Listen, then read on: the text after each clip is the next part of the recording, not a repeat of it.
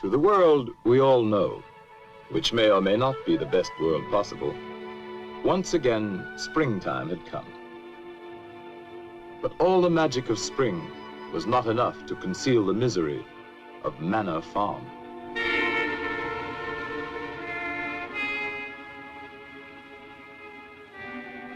Once thriving and fruitful, the farm and its owner, Mr. Jones, had fallen on evil days.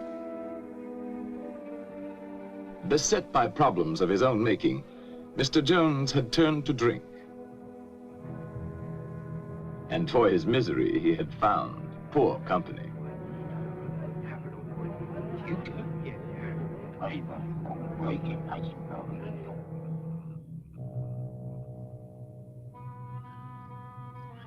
On the evening our story begins, it was later than usual when Mr. Jones came home from his drinking to make his rounds.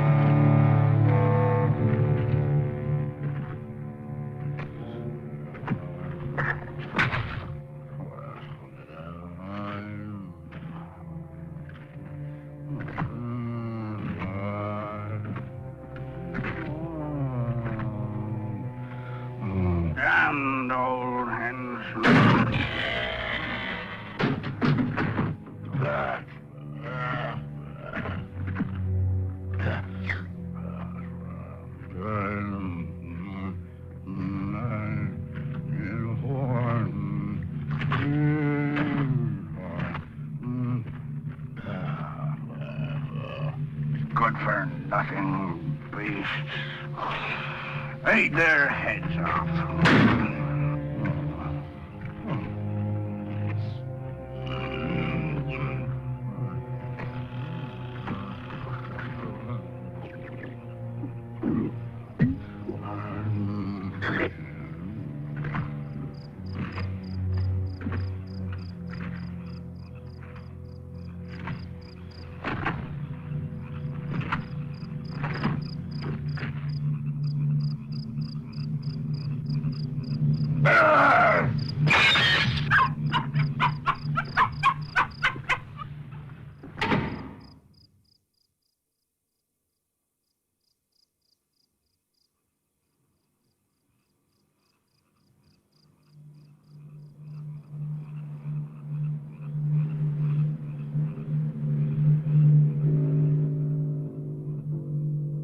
On this night, all the animals had agreed that as soon as Mr. Jones was in bed, they would gather in the main barn for a secret meeting called by Old Major, the prize boar hog, who because of his years was regarded as by far the wisest of the animals.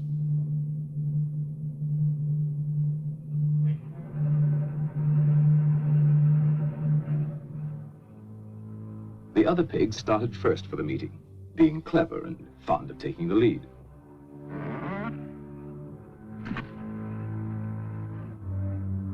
They were followed by Boxer, largest and strongest of the horses, and his devoted friend, Benjamin, the donkey. All the other animals, great and small, were anxious to get there, for such a meeting had never been held before.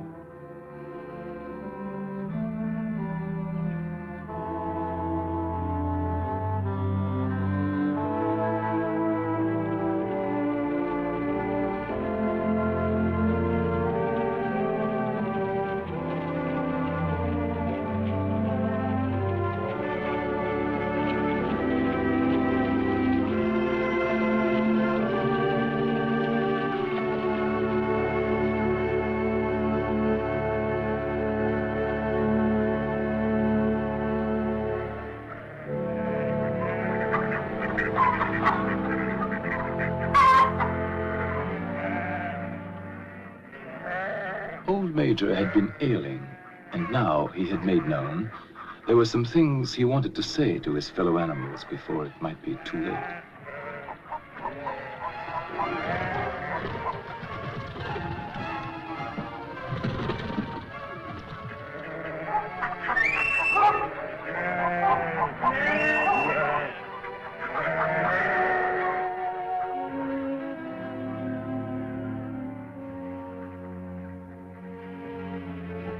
It took a while for all to find their seats. The pigs had taken up the best positions immediately in front of the platform. Among them, Snowball, determined to get a good view. And Napoleon, equally determined and even less polite.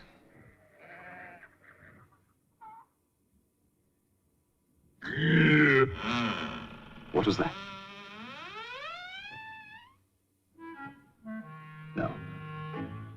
No, it wasn't Mr. Jones.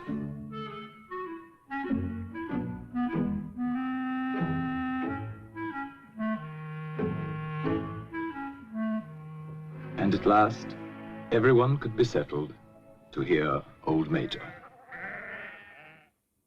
My dear friends, I have lived a long life.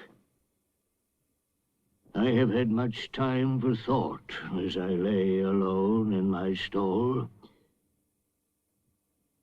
I won't be with you much longer. And before I die, there's something I want to tell you. Few of us will ever know the blessings of a peaceful old age. You, boxer, when you have given the last of your great strength, what then?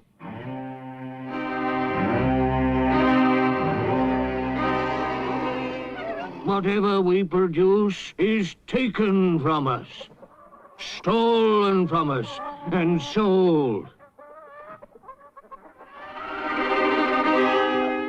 Our children are born to cold and hunger. Look at them while you can. You porkers, do you know what the future holds for you?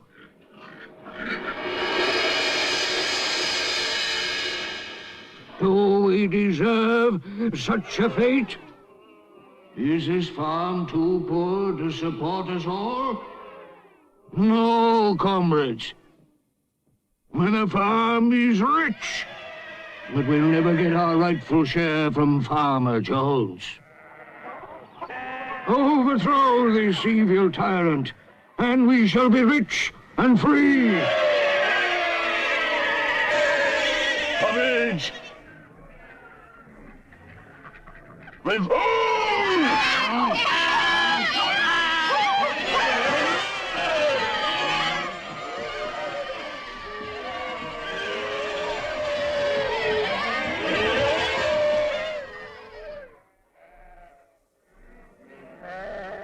But remember, when you have got rid of Jones, don't adopt his vices. We animals are brothers, large or small, clever or simple, fur or feathers. Now and forever, all animals are equal.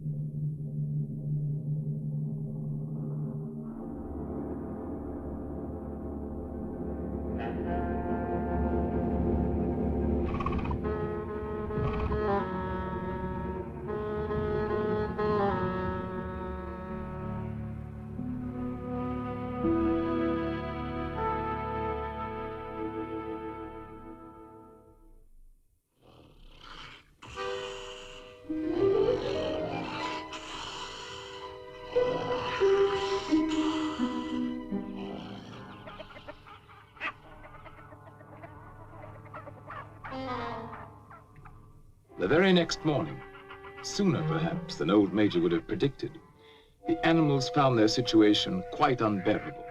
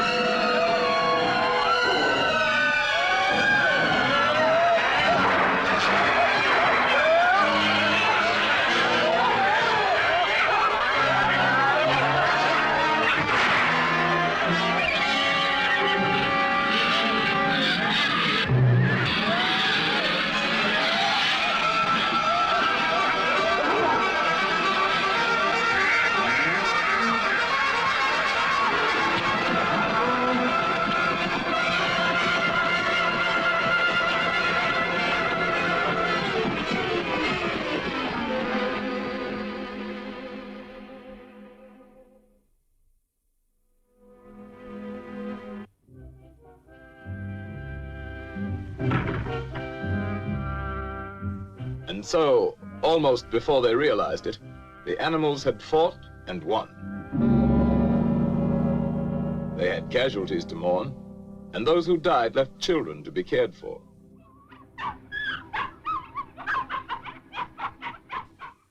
But Manor Farm was theirs, and they lost no time in destroying everything that reminded them of hateful Mr. Jones.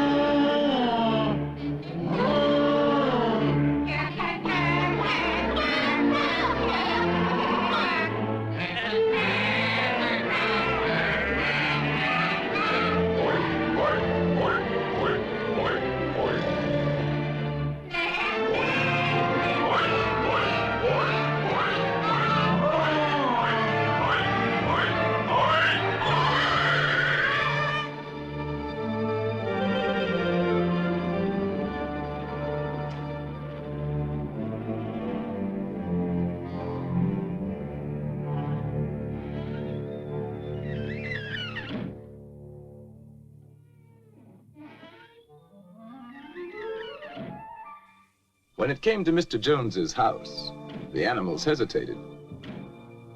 Napoleon showed the way, but Snowball took the lead in entering the place where their tyrant had lived.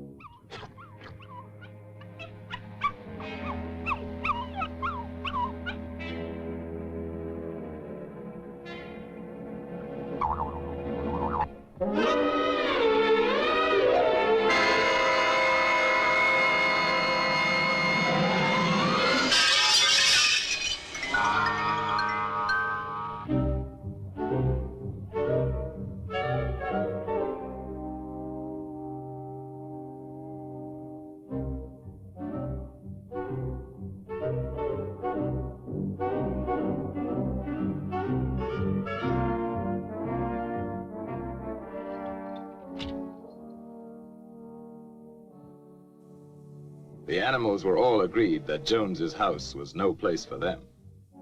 All, that is, except Napoleon.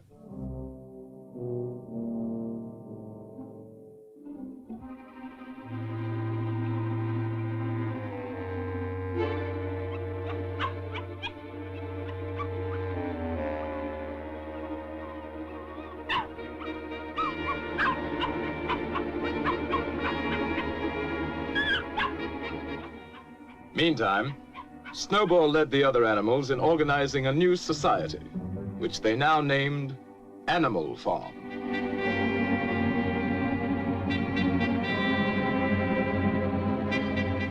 So that all might see and agree, the laws of Animal Farm were inscribed in a prominent place, to be remembered and obeyed forever. No animal shall sleep in a bed. No animal shall drink alcohol. 4 legs good, 2 legs bad. Wings count as legs.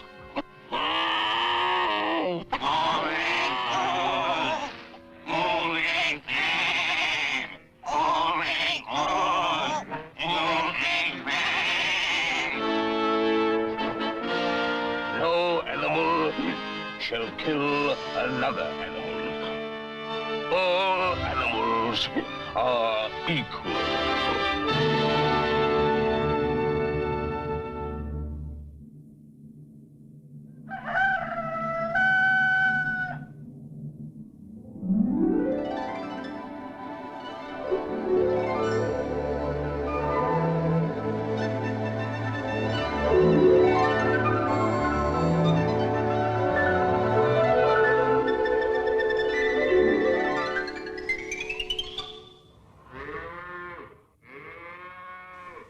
Tending farm by themselves posed problems for the animals, but the pigs could think of a way around every difficulty.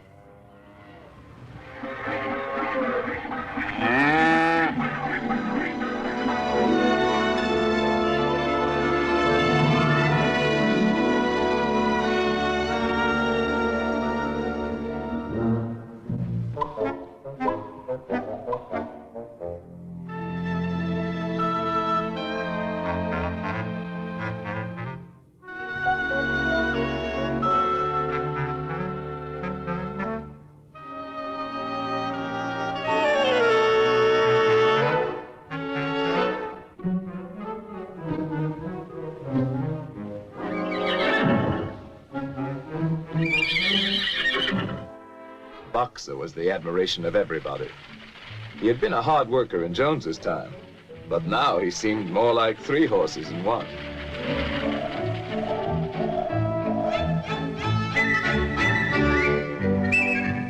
Instructed by Snowball, other animals worked out the rest for themselves, and the farm work was done like magic.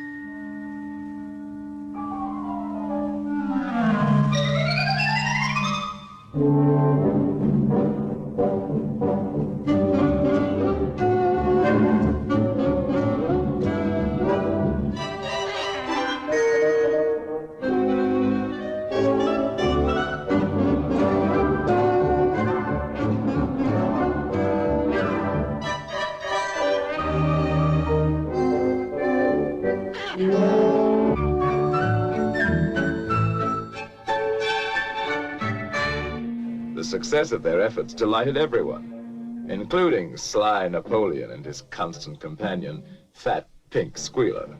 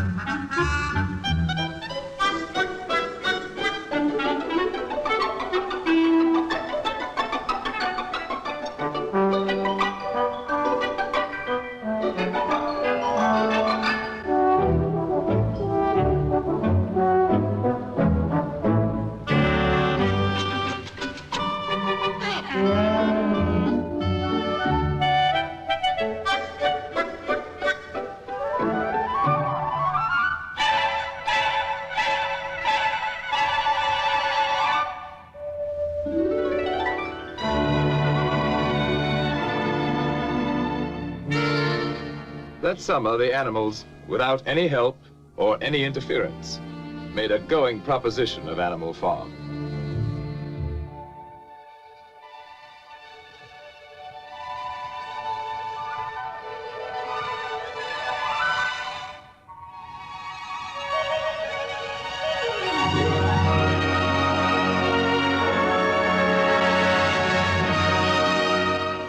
The fields yielded richly, and they were cut and gleaned with diligence and devotion.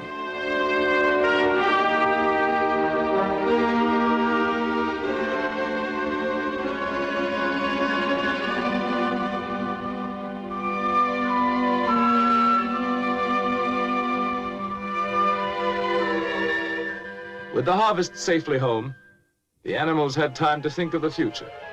And at a meeting in the big barn, many resolutions were put forward.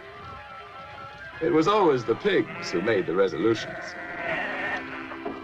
Comrades, our first 5 months plan is a farm-wide triumph. And the time has come to spread the glorious news so that our downtrodden comrades on other farms will break their chains and join the animal revolution.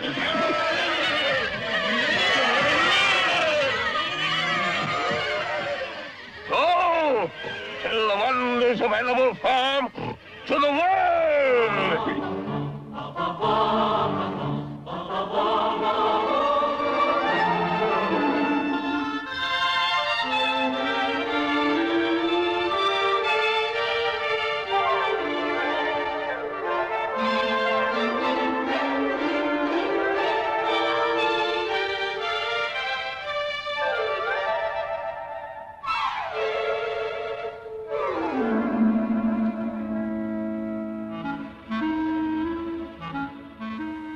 Some animals, content with their lot, were unimpressed by tales of peace and plenty.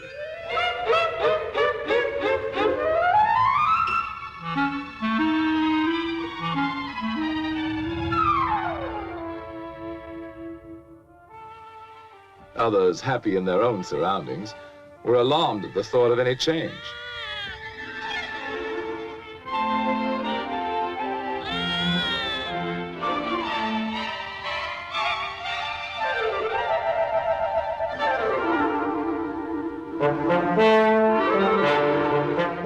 But wherever they were having a bad time, animals listened with interest.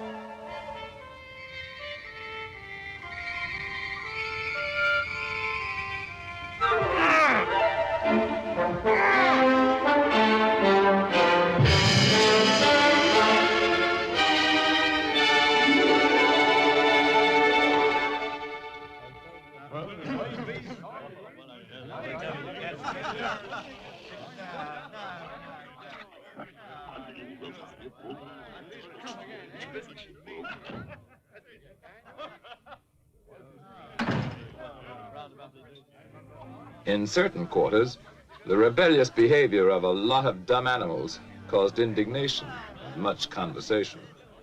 But nothing was done about it, for the drunken Mr. Jones and his cronies did not know what to do. Snowball felt that education was the animals' next necessity. Some of the animals were brighter than others, of course. B! C! D!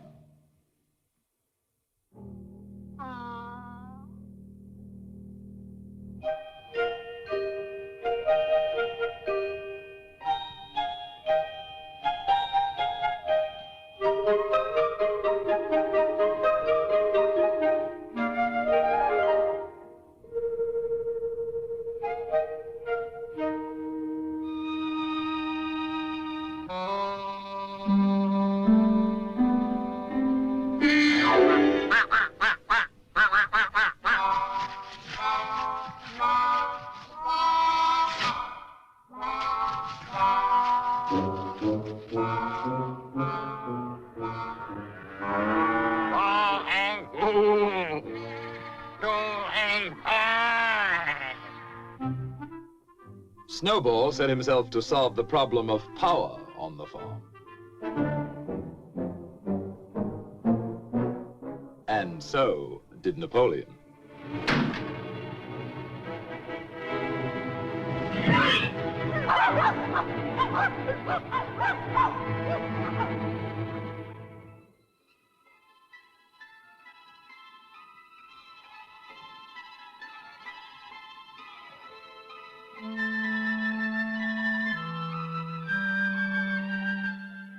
In January, there came bitterly hard weather.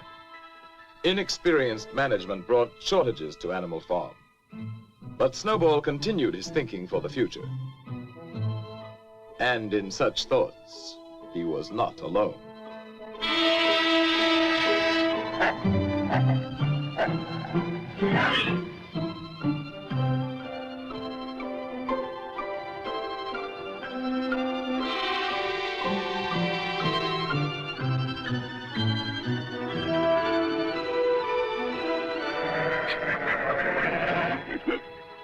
Comrades, I have prepared a new plan for Animal Farm. Here it is. All it needs is your vote. At first, we will have to work more and eat less. But my plan will bring us electricity. It will mean a warm barn in winter. A light in every stall. Sty at roast. Luxury for all. Comrades, in one short year, Animal Farm will be the finest in the world. Dreams. A vote for my plan is a vote for the life beautiful. It's a lie. I'll promise you a 4-day week. Bosh! Perhaps a 3-day week. Nonsense! A 1-day week.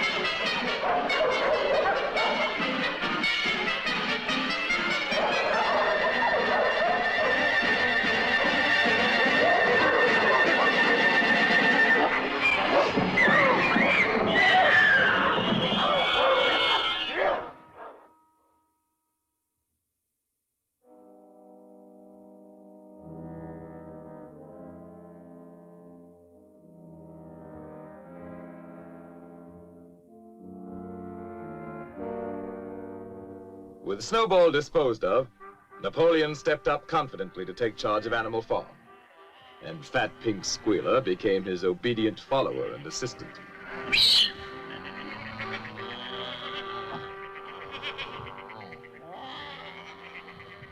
Comrades, Snowball is a traitor. What was he really planning? To bring back Jones. Now, let's have no more of these useless meetings. Eh? From now on, I'll protect your interests. And I'll make your decisions.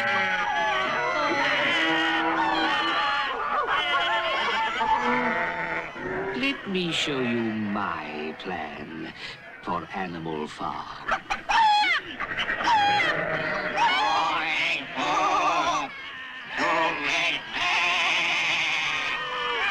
Hooray! For Napoleon! And so the windmill was started after all.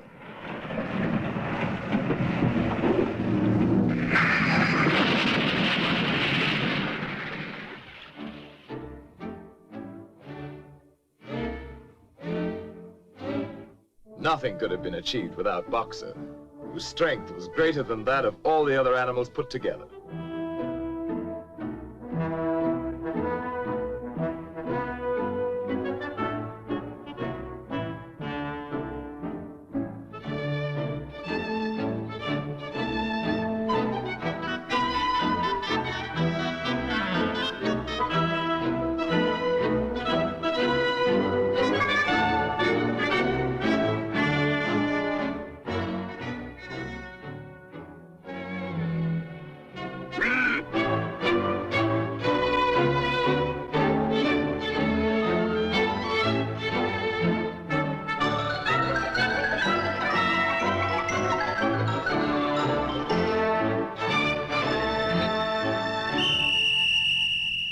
Superintended by the pigs, all the animals worked long shifts which lasted from dawn till dusk.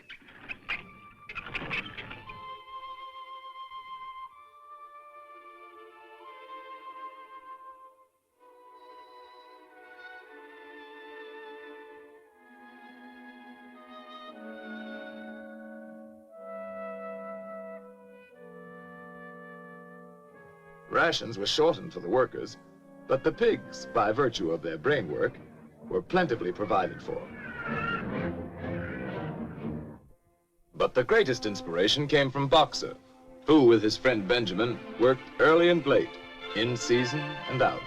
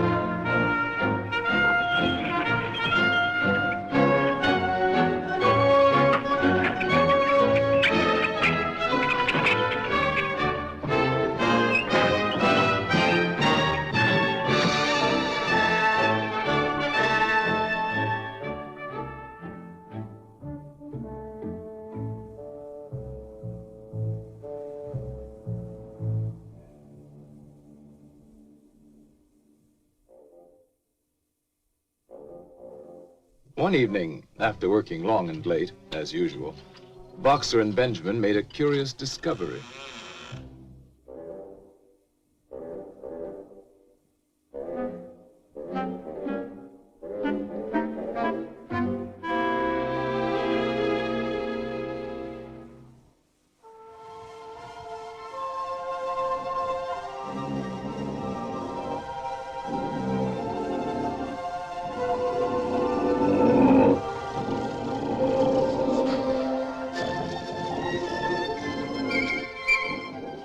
Word of what now went on at night in Jones's house spread quickly through Animal Farm.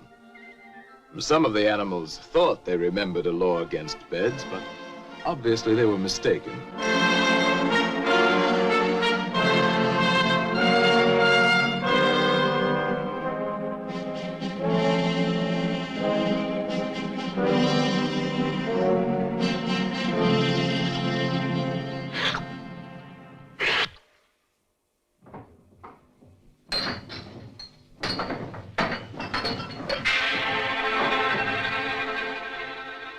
And now, other changes in the laws of Animal Farm were in store.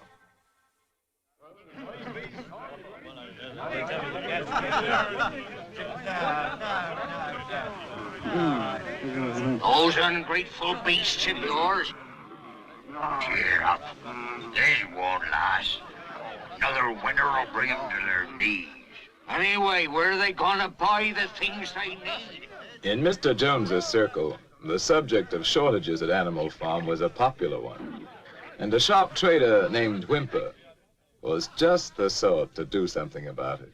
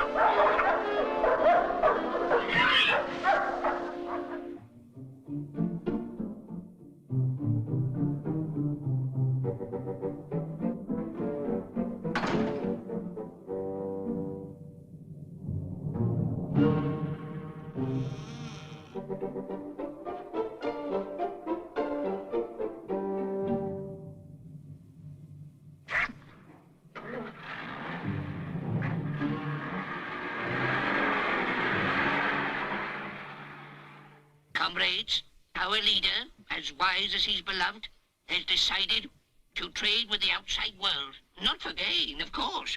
That would be unworthy of our noble principles. You, hens, are to have the honor of making the first contribution. All your eggs. I know how proud you are of this privilege.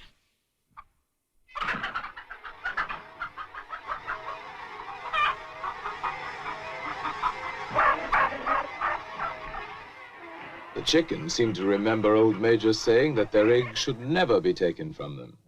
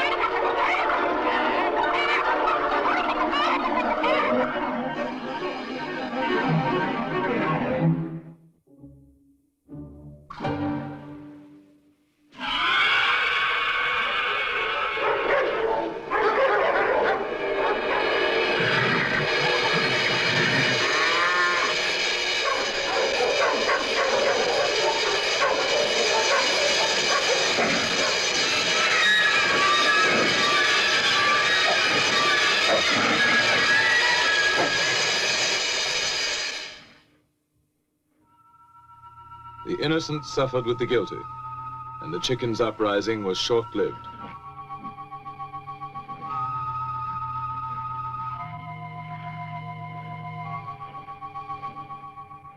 Comrades, I have made a terrible discovery.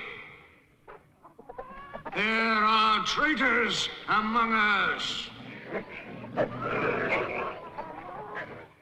Yes, comrades.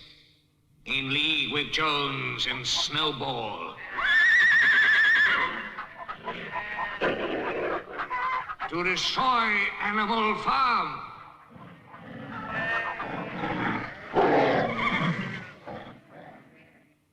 Who else is guilty? Stand up and confess!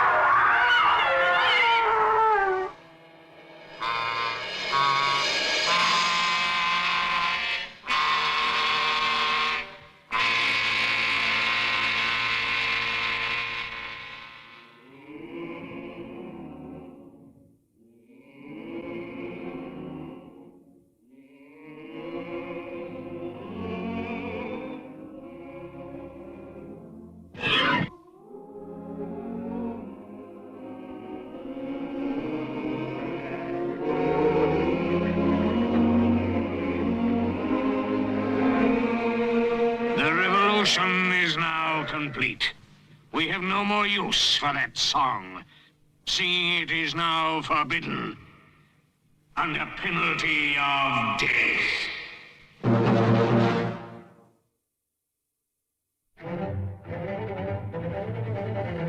Trade between Animal Farm and the outer world now became quite brisk.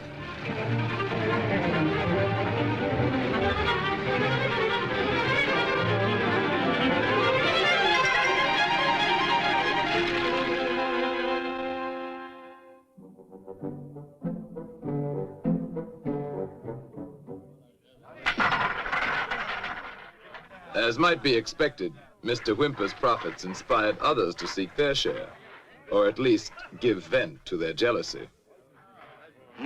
Animal Farm seems to be making money. For Whymper.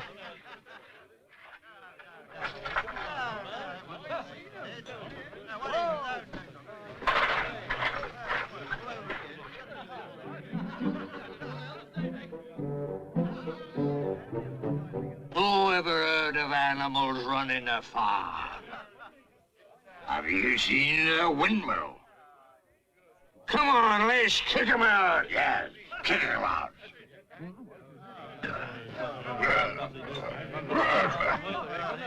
The original owner was not invited to join this movement. His neighbors let him know his day was done.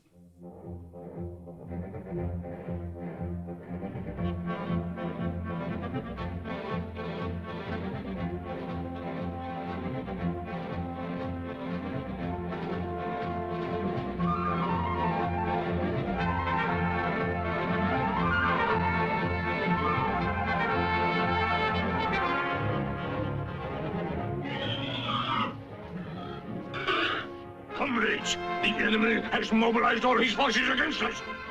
We must save Animal Farm from the hateful enemy. At all costs, we animals.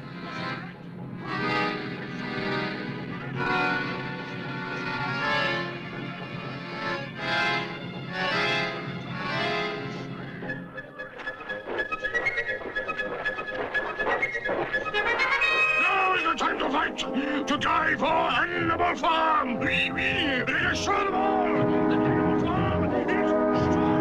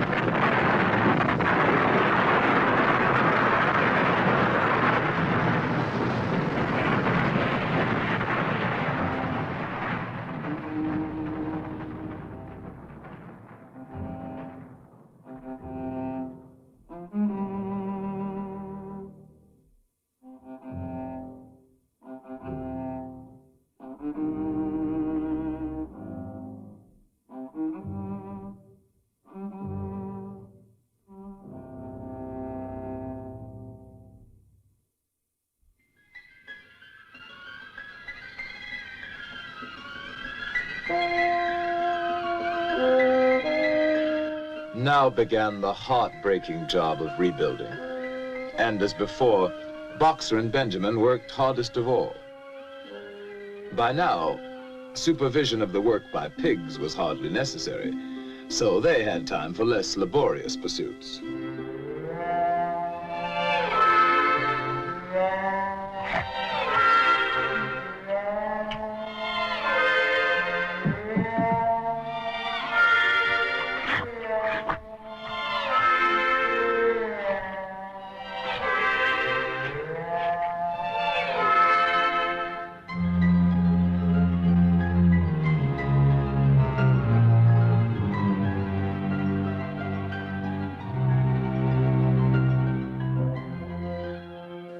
Long after the other animals left the job, Boxer and Benjamin worked on and on, giving their all, year in, year out.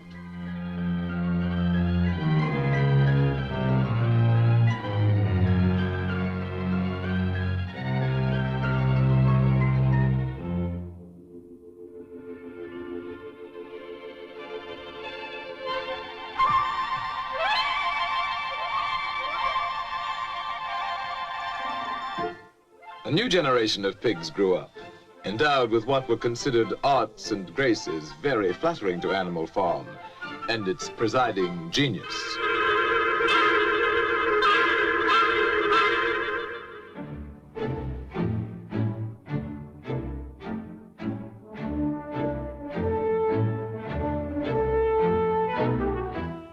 But still the windmill was not finished, and Boxer's injured foot got worse instead of better.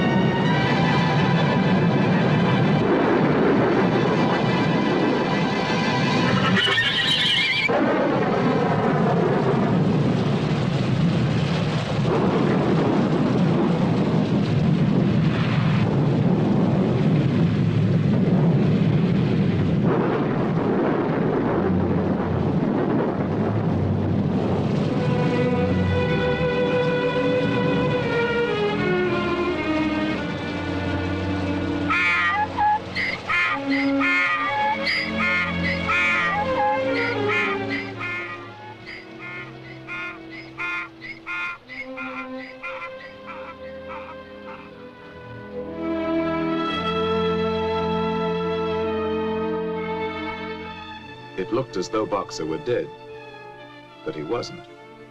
Not quite.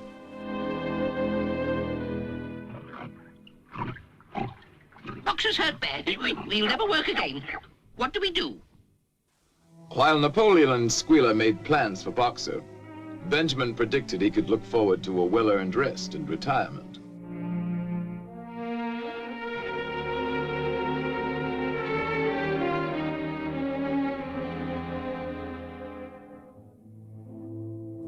Next day, the windmill work went on as usual, but now without Boxer.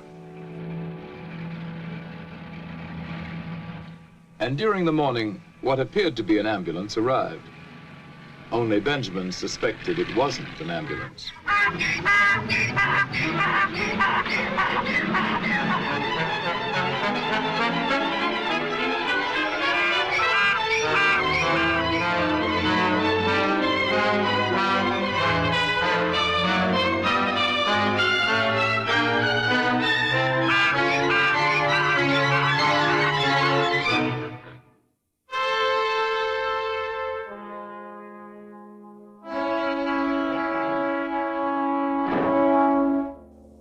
The other animals finally recognized the death wagon from Mr. Whymper's glue factory.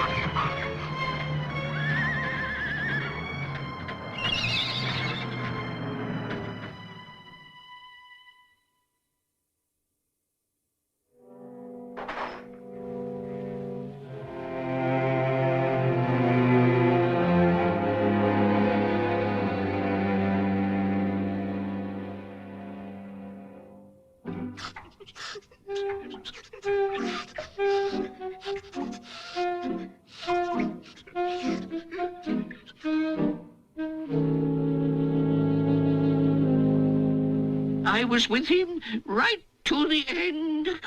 His last words were, "Forward, comrades! Long live Napoleon!"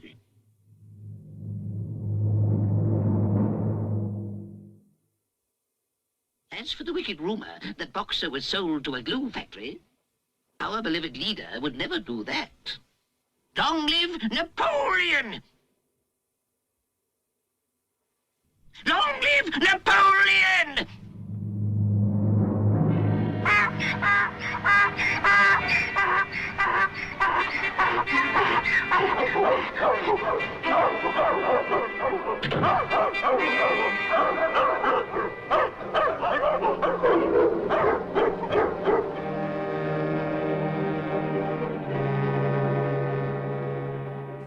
And that night, the pigs drank to Boxer's memory in the whiskey they had bought with Boxer's life.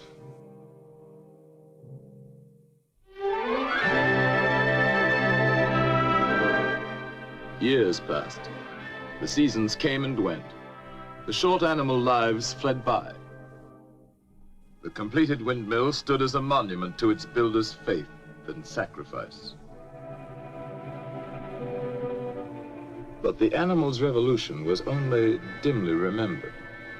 Outwardly, Animal Farm appeared prosperous, but the animals themselves were no better off, with the exception of the pigs and their supreme leader, Napoleon.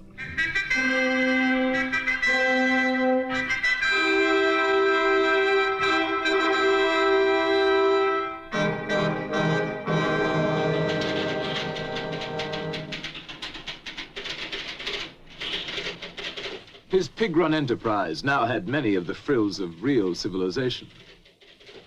And one fine day, pig delegates from far and wide arrived at Animal Farm to celebrate the coming of a new era.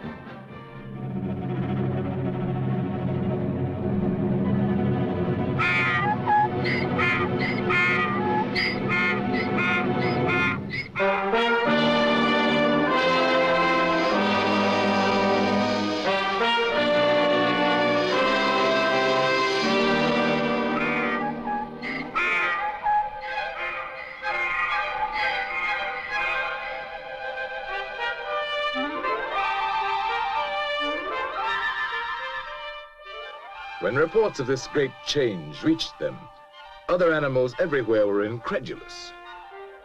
Dismayed and indignant, they headed toward Animal Farm from all directions, instinctively uniting once again in common cause.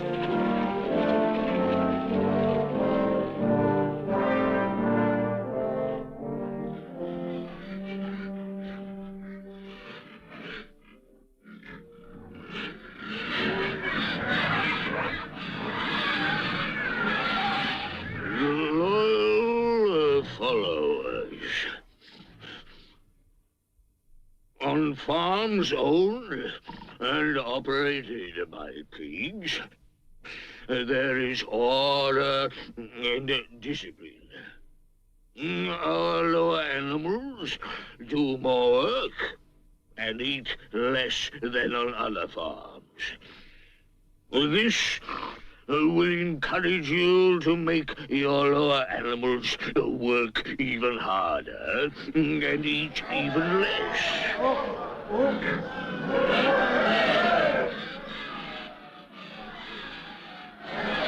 To a greater Animal Farm. To peace and plenty under pig rule.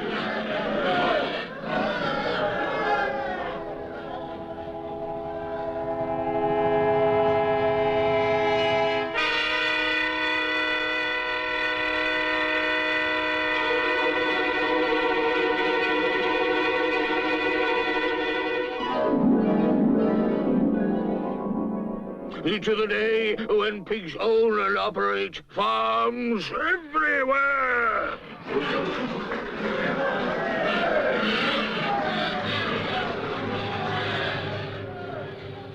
To the animals, it now seemed that their world, which may or may not someday become a happy place to live in, was worse than ever for ordinary creatures. And another moment had come when they must do something about it.